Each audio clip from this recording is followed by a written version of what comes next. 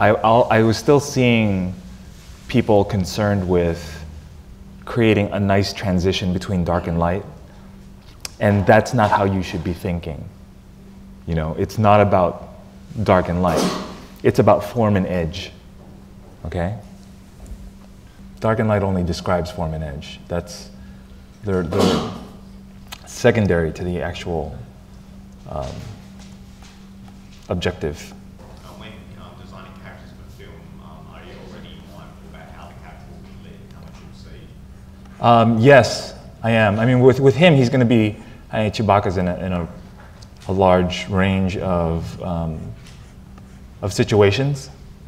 But especially if I'm working on, say, a horror movie, and I know the kind of lighting conditions that are going to happen, I will design around that so that you get the correct pixels of information that you need in order to get the impression of that monster. Okay, so for this, I might want to do an overall color scheme, and I might just color shift this, right?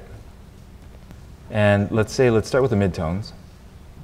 I have that clicked on. I'll go a little bit red and a little yellow. And you notice how it's looking a little bit plasticky and metallic, right? We'll fix that as we go along.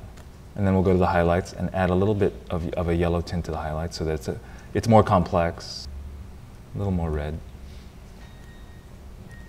And the shadows, let's put just the tiniest bit of cyan. And then I can start using overlay. And I will get a bit of saturation. Another good thing to do when trying to decide on a palette is go get a master painter and just sample his palette, right?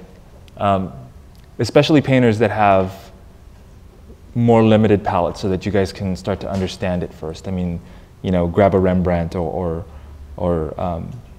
even a Sargent and just sample the colors off of it, and it'll teach you this. And you use it just instead of looking at the quote unquote science of color theory or whatever.